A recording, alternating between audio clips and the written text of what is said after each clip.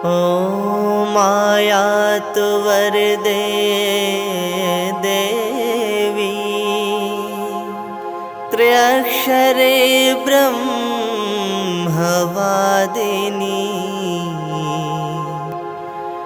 गायत्री छन्दसां मातः ब्रह्मयोनिर्नमोऽस्तुते।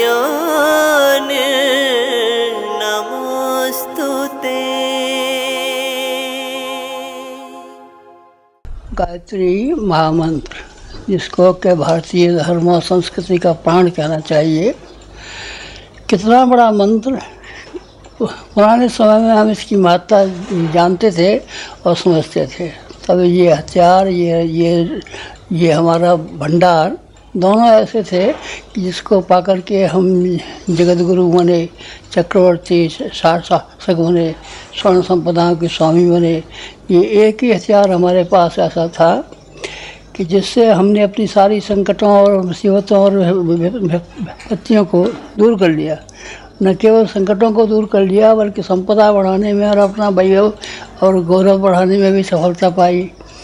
ऐसा है ये गायत्री मंत्र। इसको वेद माता कहते हैं। ये ज्ञान की भंडार है।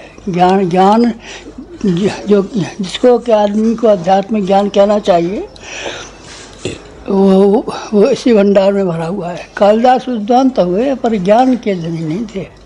ज्ञान के धनी जो हों वो जिसकी कृपा से उसको हमारे यहाँ वेद माता कहा गया है। देव माता मनुष्य को मनुष्य न रहने देकर देवताओं के समान जो बना देती है, जिसका स्वभाव, जिसका चरित्र, जिसका गुण, जिसका व्यवहार देवताओं जैसा हो जाता है, जिस माँ का दूध पीने के बाद में, उसका नाम गायत्री है। वेद माता, देव माता और विश्व माता। ये अकेले हिंदुओं की नहीं है। इसमें सारे के सारे विश्व के जितने भी जातियां हैं, धर्म हैं, समाज हैं, संस्कृतियां हैं, सब इसी के अंचल के नीचे छिपी हुई हैं। ऐसी है ये गायत्री मंत्र, जिसकी महत्ता का कहना मेरे लिए संभव नहीं है। ब्रह्मा जी ने 4 मुखों से 4 वेदों में इस गायत्री का व्याख्यान किया, लेकिन वो समग्र न हो सका। इसलिए फिर अन्य ग्रंथ लिखे गए, उपनिषदें लिखी गई, दर्शन लिखे गए, आरण्यक लिखे गए, ब्राह्मण लिखे गए, 18 पुराण लिखे गए। ये सब कुछ लिखे गए, लेकिन गायत्री का उद्देश्य पूरा न हो सका, उसकी व्याख्या पूरी न की जा सकी। फिर व्यक्तियों ने की, देवताओं ने गायत्री की व्याख्या की, पर वो न कर सके। 24 ऋषियों ने गायत्री की उपासना की व्याख्या की, पर वो न कर सके। 24 महाशक्तियाँ हैं गायत्री की, 24 अक्षर गायत्री के, 24 देवता, 24 देवियाँ, ये भी अपूर्ण ही रह गए। दत्तात्रेय ने 24 गुरु बनाए थे, वो भी इन 24 गायत्री के अक्षर ही थे। ये महामहिमा से भरी हुई गायत्री है, जिसका कि आज आप जन्मदिन मना रहे हैं। जब ऐसी महिमा भई है, तब उससे सब लोग क्यों नहीं लाभ उठा पाते? आपने क्यों नहीं लाभ उठा पाया? आप गायत्री मंत्र का जप करते हैं, लेकिन लाभ क्यों नहीं उठा पाते? इसलिए नहीं उठा पाते कि इसके साथ में 3 विधियाँ जुड़ी हुई है। 3 कवच, कीलक और अर्गल जुड़े हुए हैं। इनको तीनों को मिला देते हैं तब आपकी बात पूरी हो जाती है। जब आप मिलाते नहीं हैं तो बात अधूरी हो जाती है।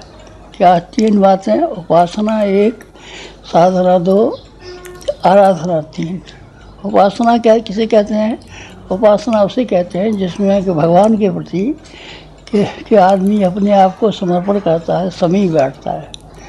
भगवान आपने देखा नहीं है, तो भगवान का प्रतीक एक और है, जिसको हम गुरु कहते हैं। गुरु मंत्र है ये गायत्री मंत्र। गायत्री मंत्र किताब में से अगर आपने पढ़ लिया है, याद कर लिया है और उसको बोलने लगे हैं, जप करने लगे हैं, तो वो लाभ प्राप्त नहीं हो सकता। दीपक को जलाने के लिए माचिस की आवश्यकता होती है। माचिस अगर आपके पास नहीं है, तो दीपक में घी भरा हुआ हो 1, दीपक में रुई भरी हुई हो 2, का ये सब हो तो तभी आप वो लाभ नहीं उठा पाएंगे जो को उठाना चाहिए।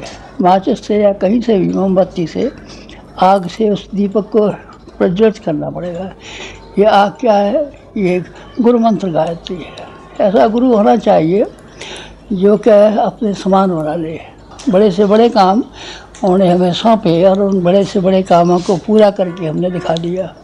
कैसे दिखा दिया? हमने दिखाया नहीं, वास्तव में परोक्ष रूप से जो सत्ता काम कर रही थी उस परोक्ष सत्ता ने ये काम किया। हमारा काम नहीं है। हमारा तो काम ये था कि एक मशीन की तरीके से चलते रहे, लेकिन मशीन के पीछे जो बिजली लगी होती है, पावर लगी होती है, जिसके द्वारा मशीन चलती है, वो हमारे मास्टर की है, जिसको हम अपना गुरु कहते हैं। हम जो काम करते हैं उसमें हमारे हाथ भी काम करते हैं, हमारे पैर भी काम करते हैं, हमारी आंखें भी काम करती हैं, हमारे सारे शरीर के अंग प्रत्यंग काम करते हैं, तभी तो काम होता है। अकेले हम काम करें तो हम तो प्राण हैं हमारे, प्राण तो बेचारे कुछ कह भी नहीं सकते, बोल भी नहीं सकते, काम भी नहीं कर सकते, कुछ लिख भी नहीं सकते। लेकिन प्राणों का काम नहीं है, हमारे शरीर के जो अंग प्रत्यंग हैं उनका मिलकर के काम है। आप भी हमारे शरीर के अंग और प्रत्यंग हैं। एक काम सौंपा आपने कि यहाँ का जो शिविर है इसमें 1 लाख आदमी शिक्षित करने हमको। आप जहाँ कहीं भी जाएं वहाँ देखें कि जीवंत आदमी, विचारशील आदमी, प्राणवान आदमी, भावनाशील आदमी जो कोई भी हो, उनको ढूंढ करके यहाँ के शिविर में भेजें गायत्री जयंती के दिन। पहला निवेदन आप लोगों से ये है। दूसरा निवेदन आप लोगों से ये है कि विचार क्रांति अभियान को फैलाने के लिए, ये नए युग के नए संदेश जो है उनको पूरा करने के लिए, घर घर में अलग जगाने के लिए आपको झोला पुस्तकालय चलाना होगा। ज्ञान रथ चला सकते होते तो बहुत बड़ी बात होती, लेकिन चलिए खैर ज्ञान रथ आपसे नहीं चलता है तो नहीं सही, ये आपके झोले में पुस्तकालय होना चाहिए। और हमने जो साहित्य लिखा है, साहित्य नहीं लिखा है, हमने आग लिखी है। आग लिखी है वो ऐसी आग है कि जिस किसी ने उसको पढ़ा है, जिस किसी ने सुना है, जिस किसी ने देखा है, जिस किसी ने चखा है, जो कोई इनके संपर्क में आया है, उसमें से प्रत्येक आदमी के भीतर में एक नई स्फुरना पैदा हुई है। ये हमारा झोला साहित्य आप पढ़ाइए। एक काम वृक्षारोपण का हमने सौंपा है। बड़ा काम तो ये था, ज़्यादा शानदार तो काम ये होता कि 5 अशोक के पेड़ लगा करके आप एक देवता बना देते। देवता जो बनाना है, जो आज का देवता है, वृक्ष होना चाहिए, क्योंकि वृक्ष हमारे देश में से कम हो गए। कि भी आदमी को जो आप में से आए बैठे हुए हैं सुन रहे हैं, 10 गांव तो संभालने चाहिए। आप बड़े शहर के रहने वाले हैं तो 10 मोहल्ले संभालिए। 10 मोहल्ले या 10 गांव का ज़मींदार हम आपको बना रहे हैं और आपको राजकुमार बना रहे हैं। आज से आप हमारे राजकुमार हैं, आपसे आप 10 गांवों के ज़मींदार हैं। कोई गांव आपका ऐसा न हो जिसमें कि आदर्श वाक्यों से दीवारें लिखी हुई न हो। उससे ये हर एक को मालूम पड़ेगा कि आदर्श वाक्य जिस गांव की दीवारों पर लिखे हुए हैं वहाँ हर एक को अंदाज़ लग जाएगा कि प्रज्ञा मिशन यहाँ है और यहाँ पर प्रज्ञा मिशन की आवाज़ पहुँचती है। यहाँ प्रज्ञा मिशन के लोग पहुँच चुके हैं, यहाँ प्रज्ञा मिशन के लोगों ने अपना काम प्रारंभ कर दिया है। वेद माता गायत्री का जन्म का दिन आज से अच्छा कोई दिन नहीं हो सकता। इससे बड़ा त्यौहार कोई नहीं है। आप आज संकल्प लेकर के जाएँ। आपसे एक ही मुझे तो बात कहनी है कि आज का जो पर्व है, ये पर्व है संकल्प का पर्व है। आप संकल्प लीजिए। जो भी यहाँ बैठे हैं, मैं प्रांतवाई को कोई बात नहीं कह रही हूँ। मैं न केवल दिल्ली की कह रही हूँ, न मैं केवल यूपी की कह रही हूँ, न मध्य प्रदेश की कह रही हूँ, न गुजरात की कह रही हूँ। मैं पूरे राष्ट्र के लिए कह रही हूँ और पूरे विश्व के लिए कह रही हूँ। पूरे विश्व के लिए कह रही हूँ कि जहाँ भी हमारे व्यक्ति हैं वो संगठित हों, जहाँ हमारे परिजन हैं संगठित हों। संघ शक्ति, संगठन की शक्ति बड़ी अपार है, बड़ी अपार है। शायद सदासी की पत्रिका पढ़ी है नहीं पढ़ी मालूम नहीं है, लेकिन उसमें गुरुजी ने लिखा था और ये कहा था कि हमें 1 लाख हमें युग शिल्पी बनाने हैं। परमार्थ के लिए जो करता है वही देवता हो जाता है और वही नर से नारायण हो जाता है। नर से नारायण की संज्ञा में आ जाता है। जो भी हमारे हुए हैं, बुद्ध हुए हैं, उनको हम भगवान कहते हैं। भगवान राम को भगवान कहते हैं। क्यों साहब, राम को भगवान क्यों कह दिया गया है? अरे वो तो और उन्होंने तो मनुष्य में जीवन लिया था, कृष्ण ने मनुष्य में जीवन लिया था, लेकिन भगवान आए, क्योंकि वो अपने लिए नहीं, सारी सृष्टि के लिए थे, सारी मानव जाति के लिए थे, अपने नियत स्वार्थ के लिए नहीं थे। जब राम वनवास को गए तो क्या था, साथ में उनके वो देवता थे, कौन, रीछ बानरों के रूप में, चाहे वो छोटी स्थिति के क्यों ना हो। यहाँ पैसे से नहीं तोला जा रहा किसी को, यहाँ तो उसके व्यक्तित्व और उसकी निष्ठा और उसकी श्रद्धा से है कि व्यक्ति का व्यक्तित्व है और उसके मन में कुछ इच्छा है, कुछ कर गुजरने का है, हौसला है, तो वो हर कीमत पे करेगा, हर कीमत पे आगे आएगा। ये नहीं कहेगा जी क्या करूं मैं, मेरी तो बीवी बीमार है, तो देखिए उसके तो जुकाम होता है, फिर मेरा तो जो बेटा है वो मेरा कहना नहीं मानता है, बागी होता है, माता जी ऐसी कृपा कराओ कि ये दोनों ठीक हो जाए और मेरा जो मुकदमा चल रहा है वो भी ठीक हो जाए, मेरी तरक्की हो जाए, तब फिर मैं आगे चलूं। ये कोई शर्त है? अरे जो करना है वो तो आपके लिए किया ही जाएगा, आपको कहने की आवश्यकता है। जब इतने शर्त आपकी हम माने, इतने काम हम आपके करें, तब आप काम के लिए खड़े हो, तो बाबा हम तो हाथ जोड़ते फिर आपसे।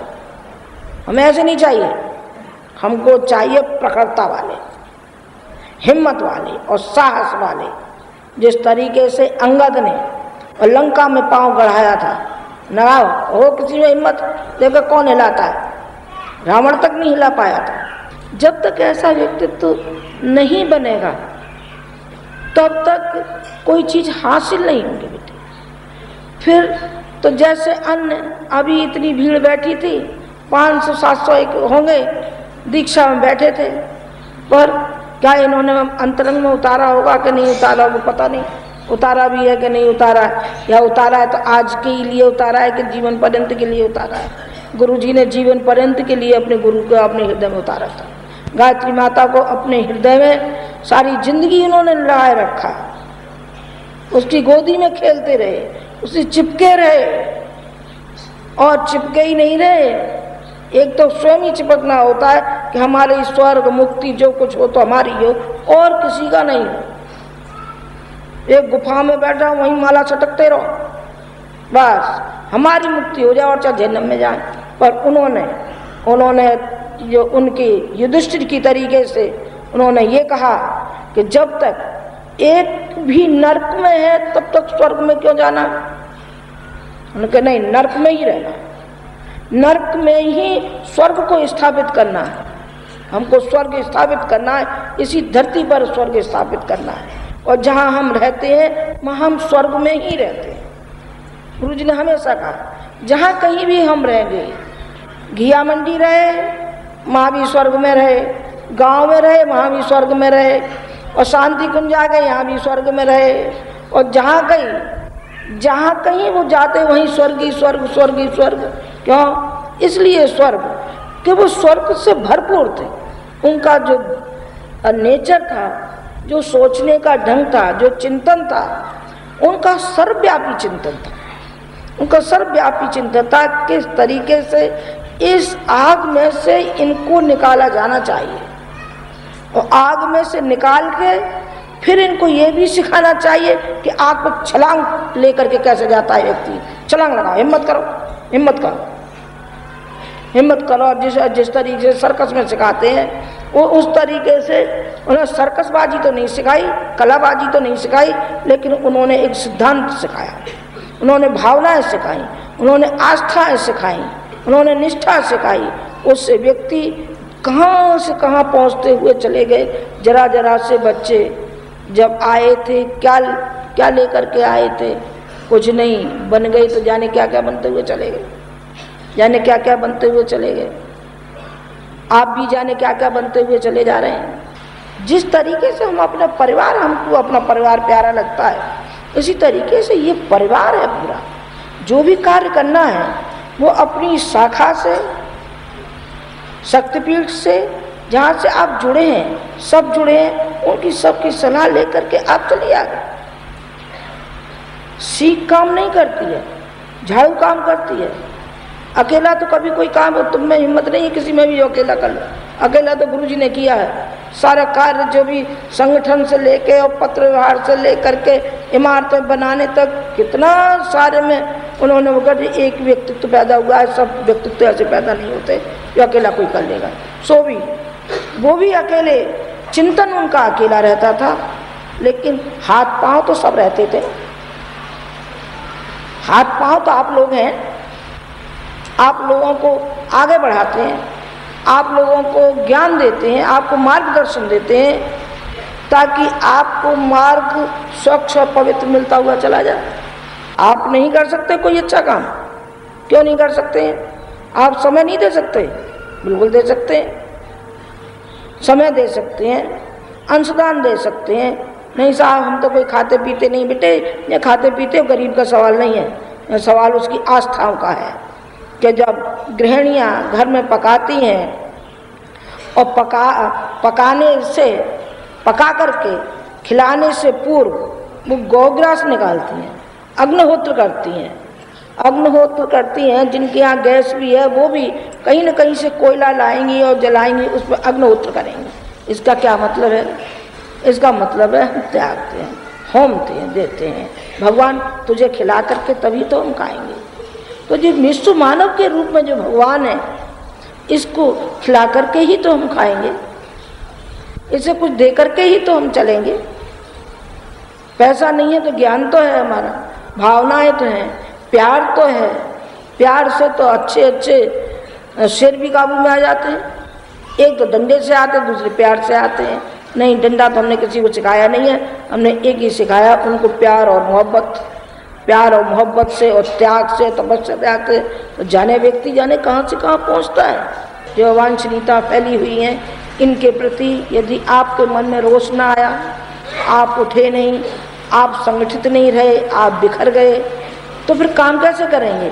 झाड़ू की सीख काम नहीं करती है, झाड़ू इकट्ठी सीख होती तो बुहारी का काम करती है। वो अकेला व्यक्ति क्या करेगा?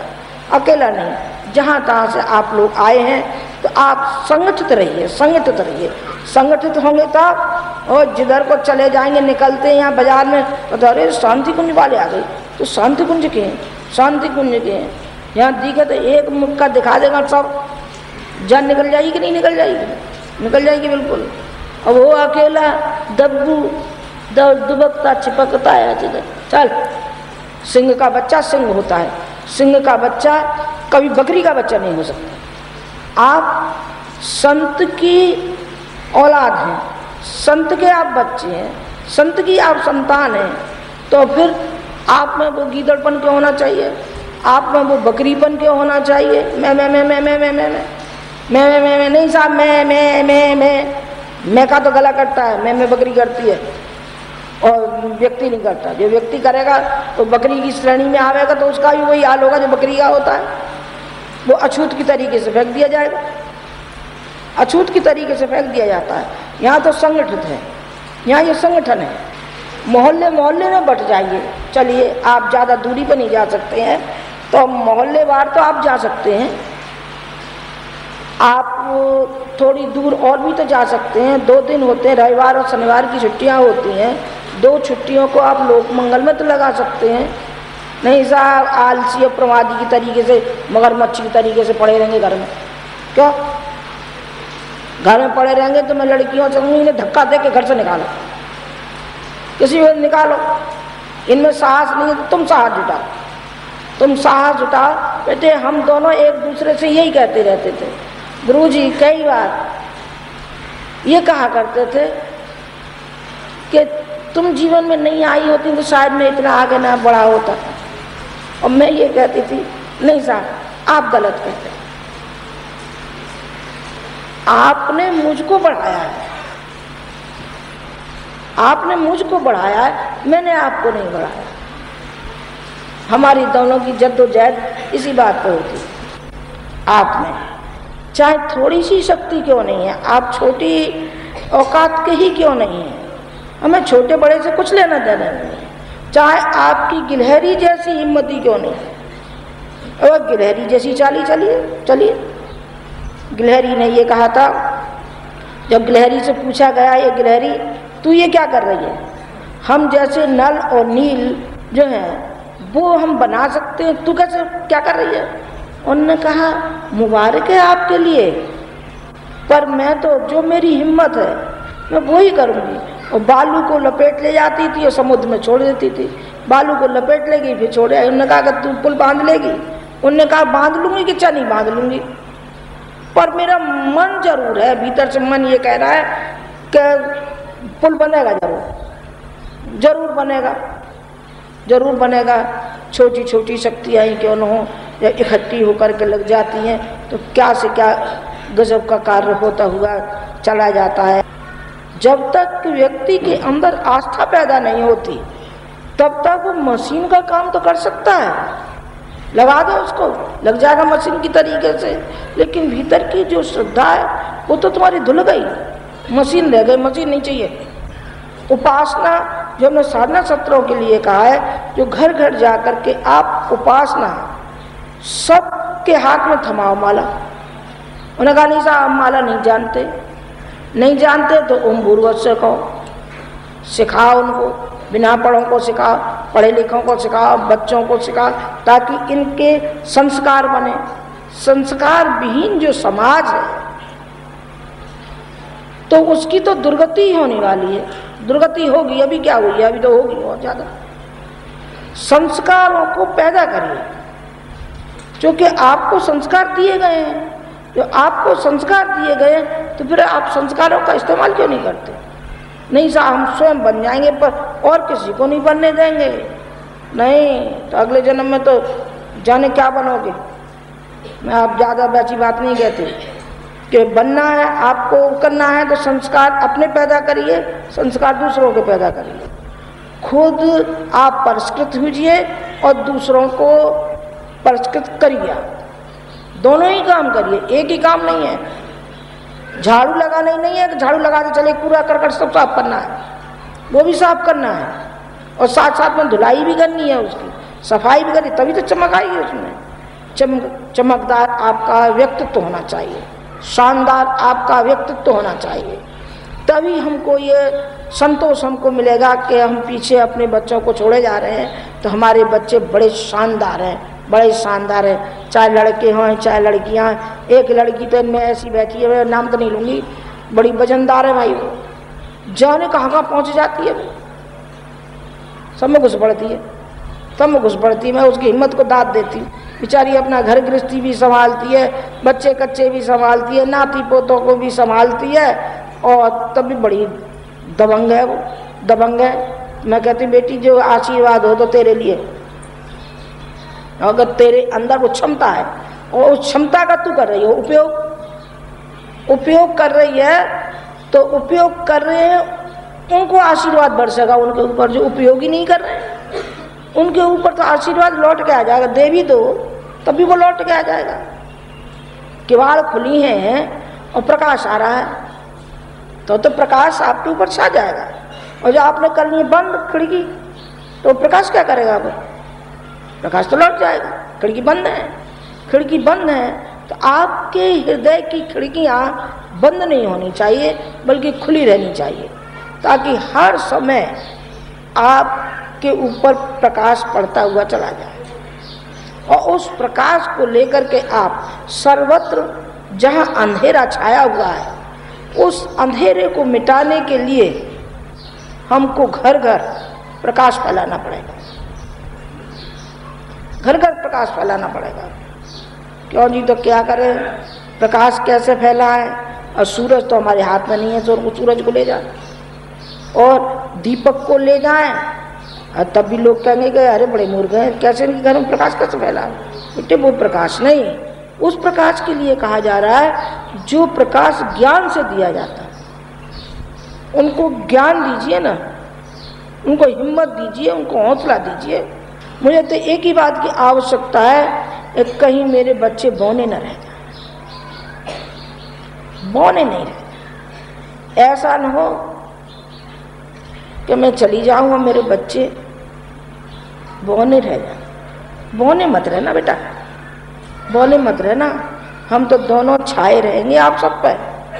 गुरुजी ये मत समझो कि गुरुजी चले गए हैं, नहीं है, वो कण कण में तुम्हारे हृदय में और तुम्हारी छत्र छाया करते रहते। मैं भी अपने कलेजे से लगाए रखूंगी, मैं अपने हर बच्चे को कलेजे से लगाए रखूंगी, पर बौने मत बनना। बौने बनना हमें पसंद नहीं है। शरीर से आप भले से छोटे कद के हों, बड़े कद के हों, हमें से कोई लेना देना नहीं है, लेकिन आपकी हिम्मत, आपका साहस बुलंद होना चाहिए। आप बुलंद आवाज आपकी बुलंद हो। जैसे शेर दहाड़ता है तो आसपास की ओर सब भाग जाते हैं, सब भाग जाते हैं। जो भी जानवर है, जहाँ उसने दहाड़ सुनी नहीं तो भागे नहीं इधर उधर। तो आपकी जो दहाड़ हो वो सारे लोग सुने, समझें। दहाड़ने का मतलब जोर से चिल्लाना नहीं होता है, दहाड़ने का मतलब होता है कि दूसरे पे प्रभाव पड़ना। अपना प्रभाव छोड़ करके आइए। हाँ साहब, कोई व्यक्ति है तो सही, अजी साहब क्या कहने का है, ऐसा व्यक्तित्व है, ऐसे शानदार है कि इनके तो पांव धो करके पिए जाएं तब भी कम है। ऐसा व्यक्तित्व तुम बनाने में सफल होना बेटा। मेरा आपसे एक ही आपसे निवेदन था, आज के दिन ये पर्व जो पुनीत पर्व है, ये संकल्प का पर्व है।